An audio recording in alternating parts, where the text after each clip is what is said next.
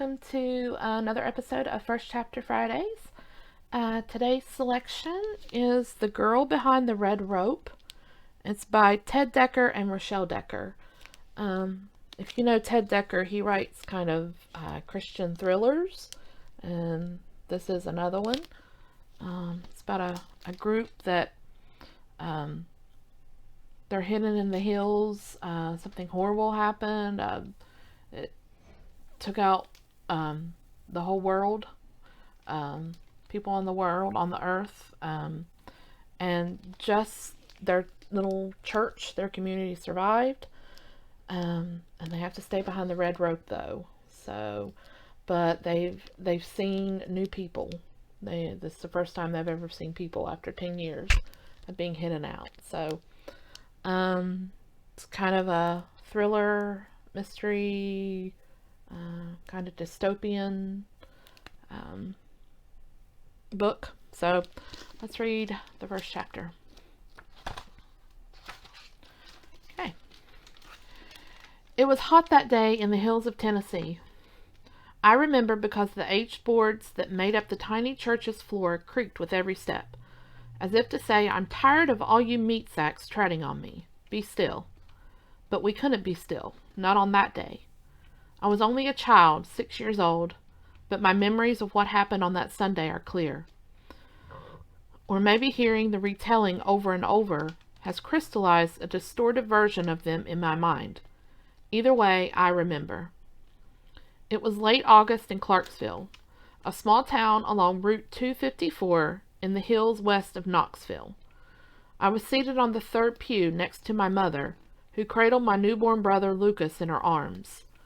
From the first time I laid eyes on his tiny fingers and heard his soft cooing as he stared up at me, all I dreamed about was having a baby like Lucas of my own one day. My older brother Jamie fidgeted to my left. The small, decaying building that housed Holy Family Church needed a new air conditioning unit the congregation couldn't afford, so the windows had been opened.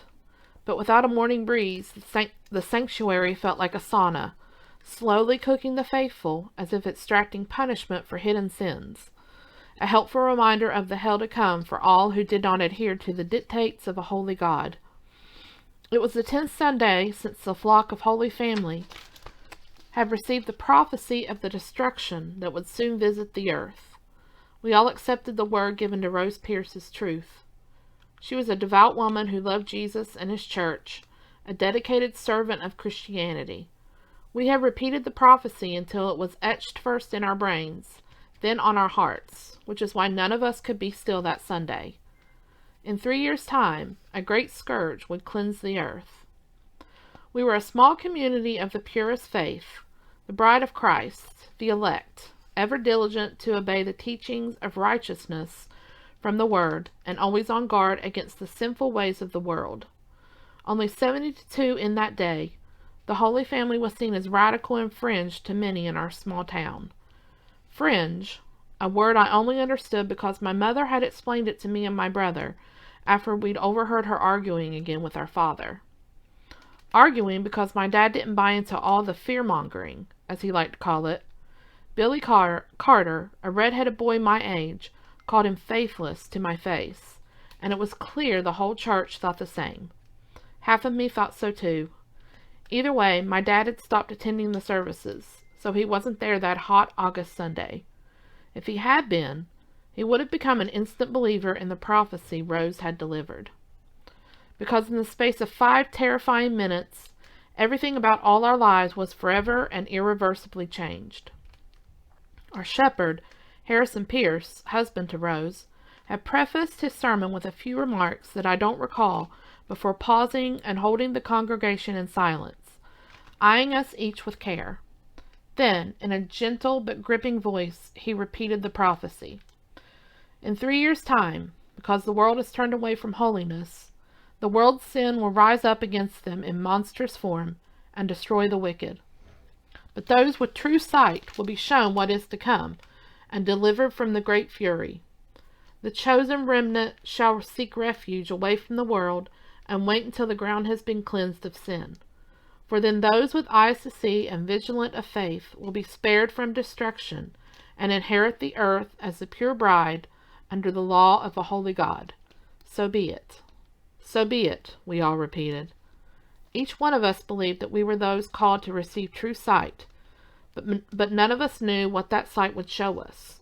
We only knew that an angel named Silas had appeared to Rose and had delivered truth, so we could remain true to the end and be presented as a pure bride to Christ.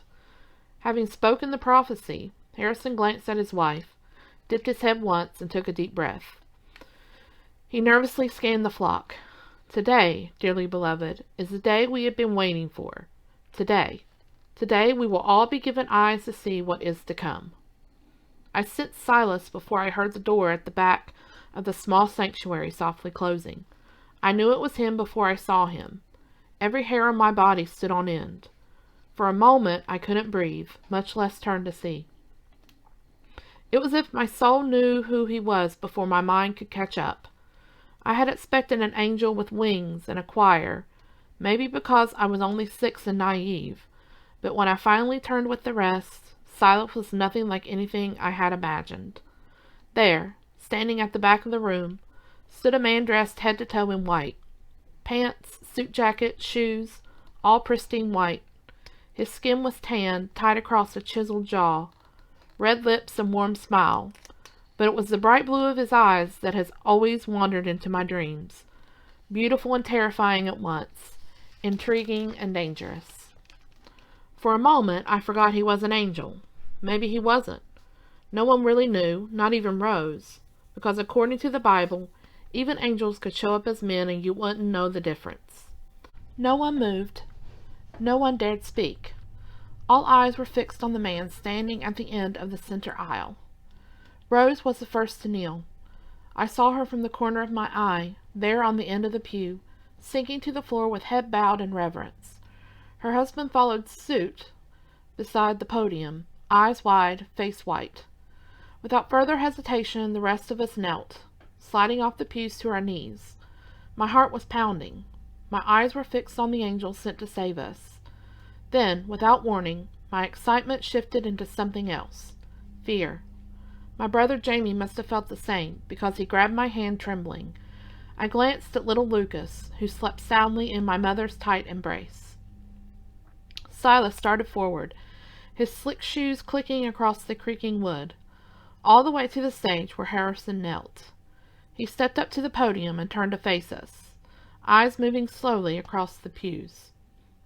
When they met mine, I was sure he peeled back my skin and was seeing what hid inside me. I wanted to look away, but I couldn't. None of us could. The purity of your hearts has been acknowledged, he began. You are ready to see what few have ever seen. His voice was gentle and kind, with unmistakable authority.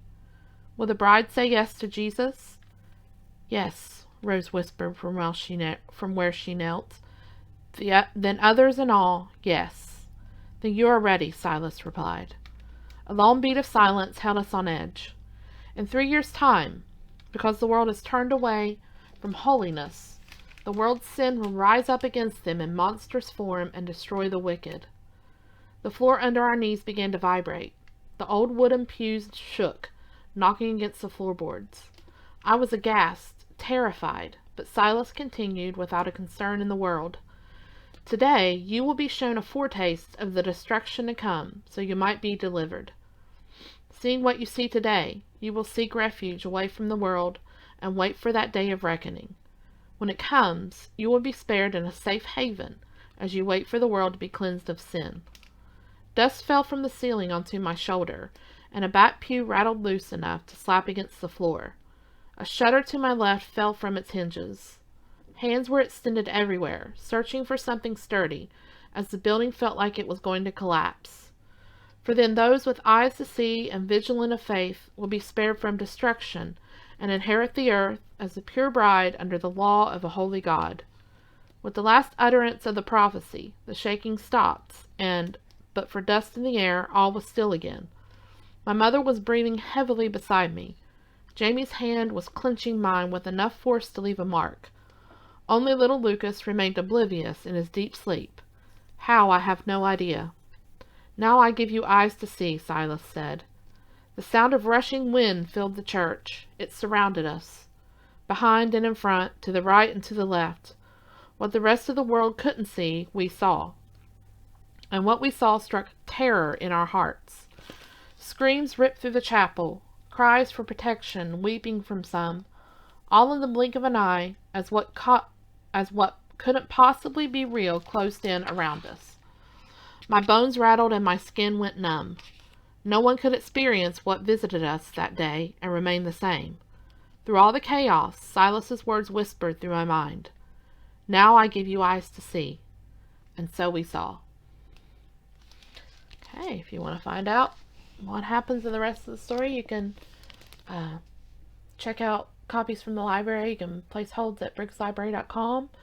You can do audiobooks and ebooks from Overdrive. Alright guys, thanks for watching.